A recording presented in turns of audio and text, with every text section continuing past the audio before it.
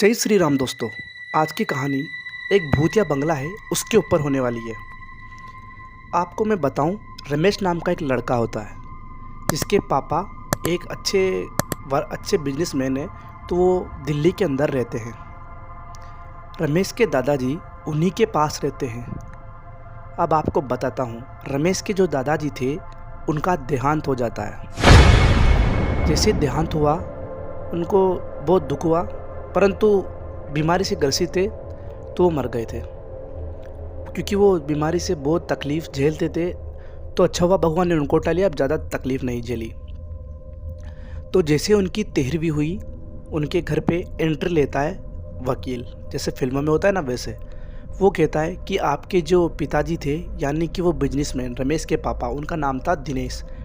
बताता हूँ, ठीक है। दिनेश के जो पापा थे वो भी एक्सपायर हो गए। तो वो कहता है वकील कि आपके पापा आपके नाम पर बंगला कर कर गए हैं। आपकी ज़मीन है, उसको मतलब एक बंगला है और उसके आसपास ज़मीन है। उन्होंने कहा था मरने से पहले कि मेरे मरने के बाद ये सब कुछ मेरे बेटे को दे देना। मेरे को भी एक चीज़ समझ में नहीं आई थी कि बेटे के नाम तो वैसे भी होती, परंतु पता नहीं, एक तो बेटे को पता नहीं हो।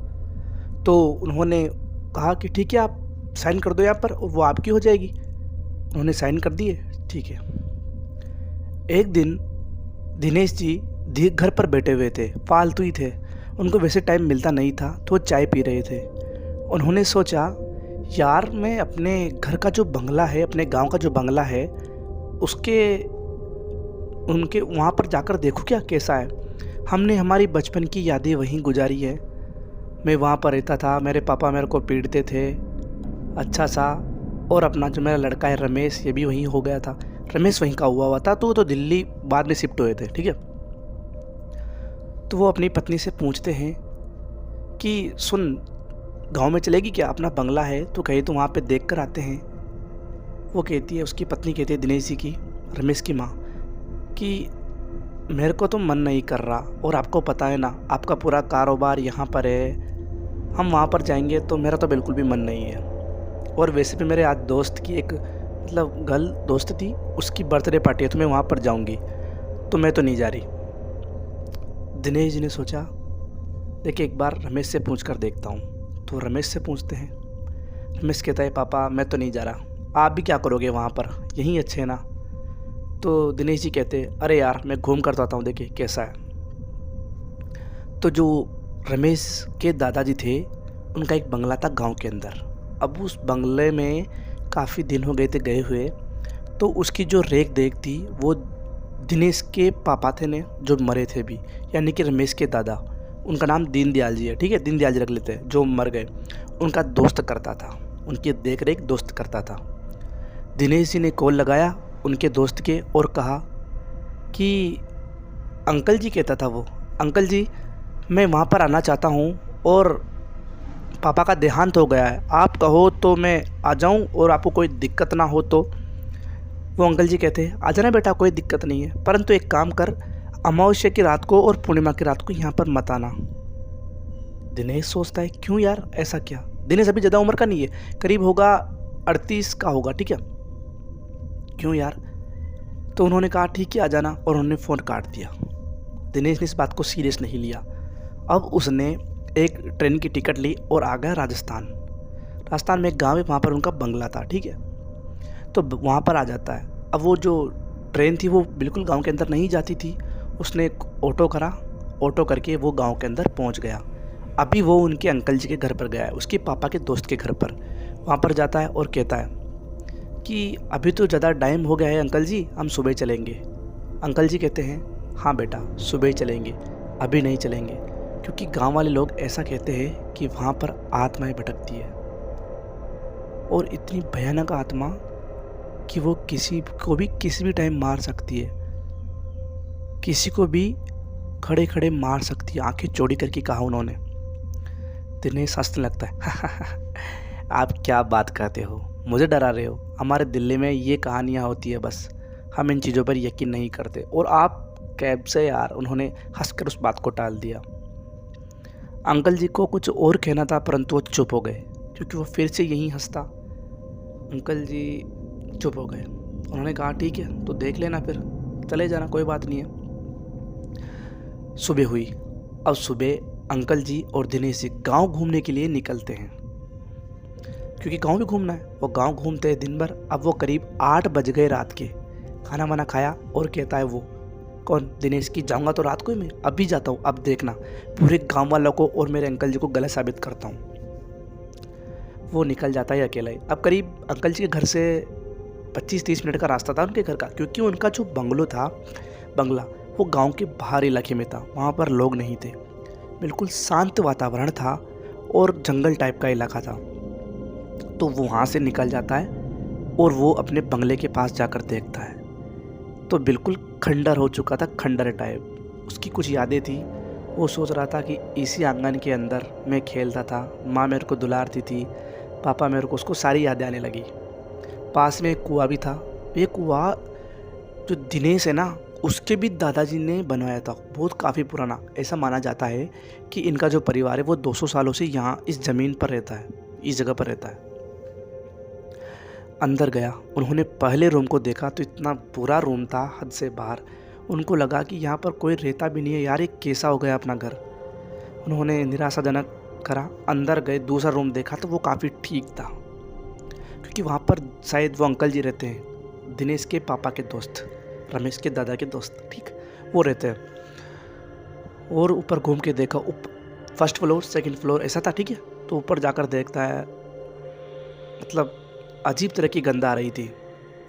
वो उस रूम में आया जहाँ पर अंकल जी रहते थे। वहाँ पर उसने एक दरी देखी। आप दरी को सब जानते होंगे, गांव वाले लोग होंगे वो दरी को जानते हैं।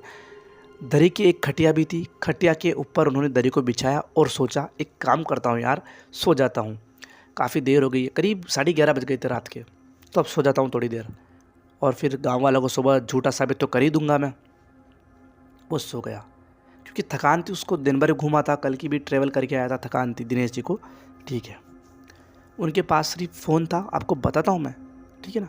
और वो काफ़ी खंडर बंगला था, वहाँ पर लाइट बिल्कुल भी नहीं है। उनको लगभग 2 घंटे हो गए थे सोए हुए, करीब 1 बज गए थे। 1 बजने में 10 मिनट कम हो, 1-1.5 घंटा सो गए थे वो। तो वो सोए तो उनकी आवाज़ टूटी किसी के चिल्लाने से। उनकी नींद खुली, यार कौन चिल्लाया यार। उन्होंने बाहर मुड़कर देखा, बाहर गए उठकर वो बंगले के बाहर, दिखाई दिया तो घना अंधेरा और कुछ भी दिखाई नहीं दिया। वो वापस आ गए कि शायद मेरा वहम होगा, और गांव वालों ने वैसे भी तो कहा है, कोई बात नहीं, वापस सो गए। अब वो करीब 15 मिनट सोए थे। इस बार साफ आवाज़ आई किसी के चिल्लाने की। उठकर देखा, इस बार उन्होंने कंफर्म करा कि कोई तो ज़रूर चिल्लाया है। बाहर जाकर देखा, उनको कुछ भी दिखाई नहीं दिया। वो अंदर आकर वापस खटिया पर बैठे। उनको लगा यार कुछ ना कुछ तो दिक्कत है, अब मैं सोता नहीं हूँ, थोड़ी देर बैठता हूँ। करीब 5 मिनट बैठे हुए थे, उनको गोली की आवाज़ आती है, गोली चलने की, ढां ऐसी आवाज़ आती है। उनको लगा इस बार साफ आवाज़ है, किसी ने गोली चलाई है। और जब वो अपने रूम से बाहर निकले और साइड में आए तो उन्होंने देखा कि कोई भी नहीं है। परंतु वो वापस अपने कमरे में गए और उस खाट पर बैठे। दरवाजे पर एकदम से किसी के जोरदार धक्का दिया दरवाजे पर। वो दौड़ता हुआ उसी रूम के अंदर आया जिस रूम के अंदर दिनेश जी थे, परंतु दिखाई कुछ भी नहीं दिया। आदमी था कोई ना कोई, शक्ल अभी दिखाई नहीं देगी, कैसे दिखाई देगी, लाइट तो है ही नहीं। लाइट थी, फ़ोन की रोशनी उन्होंने बंद कर रखी थी, टॉर्च। उन्होंने पूरे रूम के अंदर उस आदमी को ढूंढा जो अभी अंदर आया था, परंतु अंदर कोई भी नहीं था। उसके बाद उनको सोचा ये क्या था। थोड़ी देर बाद, मेरे रोंगटे खड़े रहे दोस्तों, मैं सच बता रहा हूँ, देखना, थोड़ी देर बाद फिर से गोली चलती है, फिर से कोई अंदर आता है, परंतु रूम के अंदर कोई भी दिखाई नहीं देता। पूरी रात यही होता है। वो सोचते कि कोई बाहर से अंदर तो आ रहा है, पर अंदर से जा कहाँ रहा है। फिर उनको बात याद आ गई चाचा की, यानी कि दीनदयाल जी की, जो दिनेश के पापा दीनदयाल जी का दोस्त। उन्होंने कहा था कि पूरा गांव भूत कहता है यहाँ पे। वो समझ गया कि कुछ ना कुछ गड़बड़ तो है। उसने भगवान का हनुमान चालीसा का जाप करना स्टार्ट कर दिया। सुबह के 5 बजे तक उसने हनुमान चालीसा स्टार्ट करी, परंतु पूरी रात हर 2 मिनट में वही रिपीट होता। दरवाजे पर जोरदार का दस्तक होता, कोई अंदर आता और अंदर से सिसकारे लेता, ऐसे करता, परंतु दिखाई कोई भी नहीं देता। सुबह 5 बजी हुई, 5 बजी वहाँ से उठते और तुरंत बाहर निकलते। वो सोचते कि मैं बच जाऊँगा, यहाँ से निकलता हूँ। तो बाहर निकलते हैं तो उनको एक आदमी साइकिल लेकर जाता हुआ दिखाई देता है। वो आदमी इनकी तरफ देखता है, दिनेश जी की तरफ, और कहता है कि आप यहाँ पर क्या कर रहे हो? तो दिनेश जी कहते हैं अरे अरे ये मेरा ही बंगला है। और तो वो आदमी कहता है मेरे को पता है कि आपका बंगला है, पर आप यहाँ पर क्यों थे? फिर वो पूरी बात बताता है कि मेरे साथ ये हुआ। वो कहता है आप यहाँ से पहले चलो।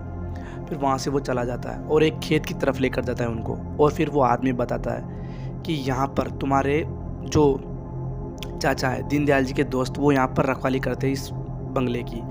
एक दिन उनकी तबीयत खराब हो जाती है तो वो इस बंगले की रक्षा करने, इस सुरक्षा करने यहाँ पर नहीं आते। एक दिन की बात है। वहीं उसी दिन उसी रात अपना जो गांव का जमींदार है ना, उसके घर चोरी हो जाती है। चोरी के 15 मिनट बाद पता चल जाता है कि वो जो चोर है वो तुम्हारे बंगले के अंदर छिपा हुआ है, क्योंकि वहाँ पर कोई लोग रहते नहीं हैं। थोड़ी देर बाद पुलिस आ जाती है और पुलिस चारों तरफ से इस बंगले को घेर लेती है। घेरने के बाद वो एक पुलिस वाले पर जख्मी तरीके से वार कर देता है और उसको जख्मी कर देता है। ये देखकर पुलिस वालों ने ठां गोलियां चलाकर उसको वहीं निपेट दिया। तब से उसकी आत्मा यहीं भटकती है, उस चोर की।